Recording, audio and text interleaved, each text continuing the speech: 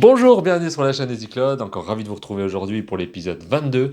On va voir Azure Advisor. Alors Azure Advisor, c'est un service qui vous est proposé par Azure pour vous donner des conseils pour faire la meilleure architecture sur Azure. Donc voilà, on va voir ça dans la vidéo.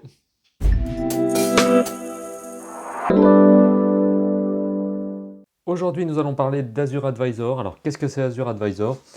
C'est des conseils que va vous donner Azure pour faire une infrastructure, enfin en tout cas, euh, mettre vos ressources correctement sur Azure. Alors, avant de parler d'Azure Advisor, je voulais vous parler de la Well Architect Framework, qui est l'architecture parfaite, entre guillemets, et les piliers sur lesquels elle repose, la façon de voir de Microsoft, mais aussi de AWS, qui ont quelque chose de semblable. Alors, on va travailler sur plusieurs points qui sont la fiabilité, la sécurité, l'optimisation des coûts, ce qui est aussi un point très important, l'excellence opérationnelle et l'efficacité des performances. Sur la fiabilité, c'est la capacité du système à se prémunir de défaillances. C'est par exemple le fait de mettre en place des solutions comme deux machines virtuelles. Quand vous avez un site web, vous pouvez faire ce qu'on appelle du scale set et des machines redondées. Et vous pouvez avoir deux machines virtuelles. S'il y en a une qui tombe, l'autre prendra le relais. C'est ce qu'on va essayer de chercher dans ce pilier fiabilité dans notre infrastructure Azure. La sécurité, donc la protection contre les menaces, donc ce qu'on appelle le zéro trust, hein, donc la confiance zéro, donc c'est-à-dire tout superviser en prenant en compte des seuils de responsabilité. C'est-à-dire que si vous êtes sur du IaaS, vous allez avoir plus de responsabilités que vous êtes sur du PaaS. Vous savez, il y a l'application, si vous gérez le système d'exploitation, va falloir mettre à jour le système de sécurité et le système d'exploitation. Si vous êtes sur du PaaS, ça va être autogéré par Microsoft et ils vont vous assurer qu'il y a derrière les dernières mises à jour de sécurité, par exemple. Donc en fonction de où vous vous positionnez, vous allez avoir des conseils différents de la part de Microsoft et des actions différentes à faire pour arriver à exceller dans ce pilier sécurité. L'optimisation des coûts, quelque chose de très important sur le cloud computing, on en a déjà un petit peu parlé. Les coûts sont principalement sur un système de pay as you go, donc vous payez ce que vous consommez. Néanmoins, voilà, il faut découvrir et faire attention à tous les coûts cachés, entre guillemets, même s'ils ne le sont pas, hein, tout est inclus dans la calculette, mais les coûts qu'on n'aurait pas pensé. Euh, Sélectionner le bon SKU, donc le bon niveau de service d'un service. Par exemple, vous prenez une application sur un app service plan qu'on a vu dans les vidéos précédentes. Donc je vous invite, hein, si vous ne les avez pas vus, à bien respecter l'ordre de la formation pour que vous ayez toutes les informations au moment où j'en parle. Donc les app services ont plusieurs plans. Vous avez du premium, du standard, avec des options différentes. Et il va falloir sélectionner le bon en fonction de vos besoins pour ne pas payer quelque chose euh, d'inutile. Aussi, évidemment, il va falloir bien analyser les performances. Là, c'est plutôt dans l'efficacité des performances, mais ça relie aussi un peu les coûts pour sélectionner la bonne taille de machine, par exemple. Ces piliers-là, on va vraiment, si vous voulez aller plus loin sur Azure, on va vraiment les découvrir en profondeur quand vous allez passer, par exemple, l'Azure Architect, la certification AZ305, une des certifications les plus élevées d'un niveau expert. On va vraiment aller dans le détail pour avoir une architecture Azure la plus optimisée possible sur tous ces points. Voilà, donc optimisation des coûts, excellence opérationnelle, le processus d'opération assurant l'exécution d'un système de production. Et bien là, comment, combien d'environnements on va faire, comment ils vont être déployés avec Azure DevOps par exemple, en utilisant de la CI/CD pour avoir du versionning. Donc ça, on y viendra dans les vidéos suivantes par contre, où je vais parler d'Azure DevOps. Comment on va mettre en place une infrastructure, par exemple sous forme de code qu'on appelle l'IAC, donc l'infrastructure as the code, un exemple avec Terraform, Bicep qui est le pendant côté Microsoft. Alors j'espère ne pas trop vous perdre, on va y venir, alors pas dans la Z900, je ferai des vidéos sur Terraform, peut-être sur, voilà, où je ferai vraiment un sujet Terraform pour vous montrer à quoi ça sert, mais dans le principe, c'est qu'au lieu d'aller sur votre portail cliquer sur les ressources, créer les ressources à la main, c'est-à-dire créer une ressource et voilà, cliquer, choisir les options. On va mettre tout ça sous forme de code. Quel est l'intérêt? C'est que bah, vous allez avoir des modifications qui sont versionnées, c'est-à-dire qu'à chaque fois que quelqu'un fera une modification, on le saura parce que le code aura été modifié et avec un suivi de code comme Git ou Azure DevOps, on va pouvoir savoir qui a modifié et quelle version, quelle est la version actuelle. Ce qui n'est pas le cas aujourd'hui. Si j'ai un administrateur, on est 3-4 administrateurs, si par exemple j'ai un administrateur qui va me supprimer une ressource, bah, je ne vais pas forcément le voir, qui va modifier, vous savez, une petite option dans une machine virtuelle, bah, je ne vais peut-être pas le voir non plus. Donc grâce à, à l'infrastructure as a code, on le fait sous forme de code et on versionne, donc on sait exactement ce qui se passe. Voilà, il y a plein d'autres avantages, qui c'est d'avoir aussi des environnements totalement reproductibles, c'est-à-dire qu'on a un clic, alors c'est pas vraiment des clics, mais avec un code, par exemple une infrastructure de production, on peut faire un deuxième environnement de performance totalement ISO et de manière très très rapide grâce à l'infrastructure as a code. Voilà l'excellence opérationnelle, là où on veut aller. Je pense que c'est un peu flou pour vous, mais rassurez-vous, je ferai des vidéos sur l'infrastructure as a code. Et là, vraiment, ce qu'on vous demande sur la Z900, là, je vais déjà plus loin que ce qu'on va vous demander. C'est surtout qu'est-ce qu'est Azure Advisor, euh, qu'est-ce qu'il peut proposer. Et ça, on va le voir juste après, mais je voulais vraiment vous parler de ces piliers qui existent sur Azure.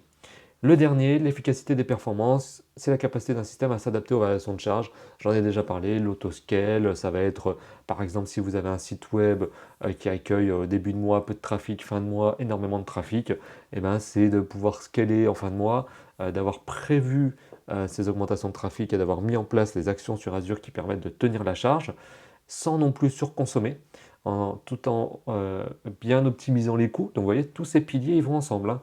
Tout en optimisant la sécurité, la fiabilité, on va choisir les bonnes performances au bon workload de travail. Si vous avez une machine virtuelle qui est utilisée à 20% sur Azure, vous n'êtes pas dans l'efficacité de performance parce que vous payez déjà pour rien et vous sous-utilisez les ressources Azure. Et vice-versa, si vous avez une machine virtuelle à 99% tout le temps et qui ne se scale pas, effectivement, vous n'êtes pas non plus dans l'efficacité des performances. Vous n'êtes pas bon sur ce pilier-là. Voilà, ici il y a toute une documentation qui existe chez Microsoft. Comme d'habitude, Microsoft documente très bien ses services. Et ici, vous voyez qu'on parle de ce dont je voulais parler aujourd'hui et ce dont vous allez avoir peut-être éventuellement des questions dans la certification qui est Azure Advisor. Azure Advisor, c'est votre conseiller personnel. Votre conseiller personnel Azure qui va analyser ce que vous avez sur Azure et qui va vous recommander des solutions qui vont vous aider à améliorer ces piliers qu'on vient de voir. Fiabilité, sécurité, rentabilité, performance, excellence opérationnelle. Et vous avez un advisor score, ce qui s'appelle advisor score, c'est en fait en fonction de comment vous avez fait votre infrastructure, bah, vous avez un score, et ce score bah, évolue. Si vous respectez les conseils, vous allez avoir un meilleur score, donc par exemple 99 sur 100, 80 sur 100, et ils vont vous donner les piliers à améliorer en fonction de votre infrastructure. Euh, alors rapidement sur Azure, j'ai pas grand chose là, j'ai supprimé pas mal de choses, donc je ne sais pas ce que va donner l'advisor, mais voilà comment ça se présente. Alors, j'ai très peu de recommandations, tout simplement parce que j'ai peu de ressources. Et il faut un temps d'analyse, et en fonction de ce temps d'analyse, il va vous donner les conseils. Ici, par exemple, si j'avais des conseils cost, donc coût en anglais, euh, si j'avais par exemple des VM, oula, le VR, c'est pas très lisible, si j'avais des machines virtuelles, peut-être qu'il me dirait, il serait bien de les réserver. Pourquoi de les réserver? En fait, donc comme je vous l'ai dit, le cloud principalement c'est du pay as you go, donc vous payez la machine virtuelle à l'heure. Mais si Azure détecte que bah, ça fait 3 mois que votre machine virtuelle, elle n'a pas bougé, elle est toujours à la même taille, c'est une charge fixe, euh, et bah, en fait vous l'éteignez jamais, hein, parce que c'est une charge qui doit tourner tout le temps, bah, ils vont vous dire, ce serait peut-être bien de la réserver. Et ils vont vous dire, bah, grâce à ça, vous aurez moins 70% par exemple. Moins 60%, ça dépend du contexte. Après, bien évidemment, à vous de prendre les bonnes décisions. Si cette machine, dans 3 mois, vous savez que vous l'aurez plus, vous n'allez pas la réserver, parce que les réservations, c'est sur 1 an ou 3 ans. Donc en fonction voilà, des réalités de votre infrastructure, vous allez le faire ou pas le faire. Les coûts, ça peut être plein de choses. Ça peut être, là on va vous dire, votre machine est sous-exploitée.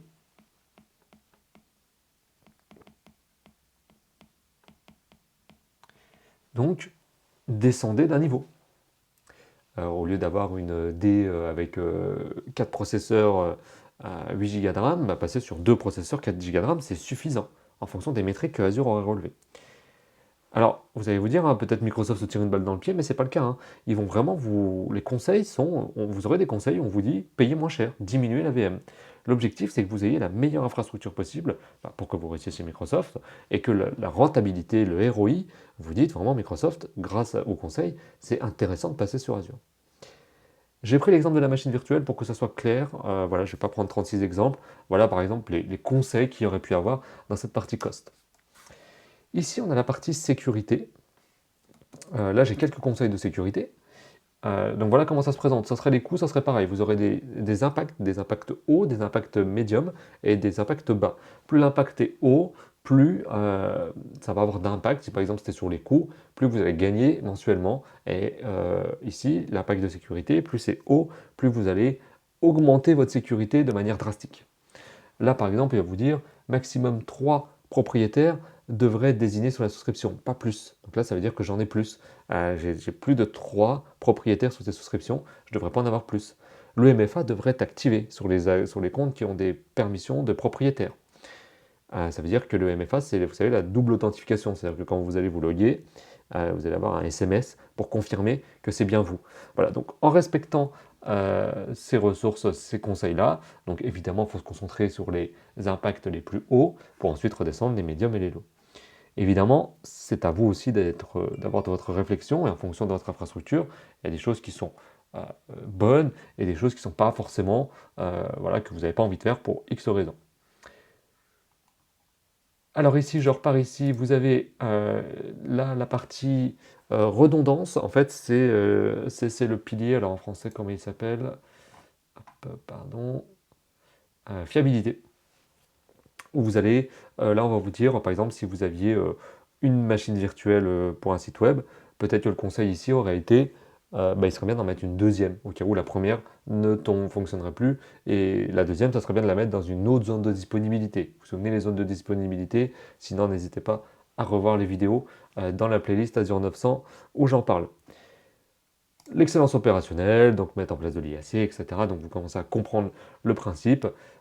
L'excellence de performance, là on va vous dire, voilà, votre VM euh, elle est vraiment complètement chargée, elle a 90%, il va falloir passer sur une machine virtuelle plus haute, ou aussi vice-versa dans l'autre sens.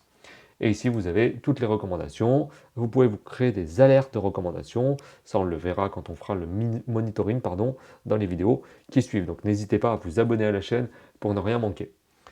Et ce qui est en preview, alors les previews, les choses en preview, c'est des choses qui sont pas encore totalement terminées pour Microsoft, qui commencent à mettre en place et qui vous donnent une version preview, comme son nom l'indique. C'est l'Advisor Score. Tout simplement, vous allez être noté sur, sur tous ces points et ça va vous donner un score. Donc là, par exemple, j'ai un score de 89%. Bon, pourquoi? Parce que j'ai 100% sur quasiment tout, pour la simple et bonne raison que j'ai pas de ressources, que j'ai supprimé pas mal de choses sur mon tenant Azure. Par contre, j'ai quand même cette sécurité là qui est à 43%. Donc si j'applique les conseils, donc souvenez-vous, hein, si je vais dans sécurité, là j'applique ici. Hop, alors si vous cliquez ce que je ne vous ai pas dit sur un des conseils, vous allez avoir les ressources qui sont impactées et vous allez avoir voilà, comment en fait les modifier et pouvoir, voilà, ils vous disent tous ces comptes-là sont en heure de la souscription et vous ne devriez en avoir que 3. Donc il faut en supprimer 5 sur les. Enfin, il faut en supprimer 2 sur les 5. Ici, vous avez des policies, on y reviendra dans les vidéos suivantes aussi. Mais principalement, donc si vous respectez les advisors qui sont là, les conseils qui sont là, vous allez augmenter votre score ici. Et l'objectif, évidemment, c'est d'être à 100% pour avoir le meilleur score possible. Mais vous voyez que vous êtes aidé par Microsoft, voilà, avec cet excellent outil qui s'appelle l'Advisor, qui en fait repose sur l'intelligence artificielle Azure, qui va regarder comment votre Azure est fait, comment vos ressources sont mises en place, pour vous donner les meilleurs conseils afin d'avoir le meilleur score possible. Merci d'avoir regardé la vidéo. J'espère vraiment que ça a pu vous faire découvrir ce service Azure Advisor et que ça va vous aider pour votre certification à Z900. Si vous avez aimé le contenu, n'hésitez pas à vous abonner. Vous êtes de plus en plus nombreux et je vous en remercie. Et je vous dis à très vite pour le prochain épisode.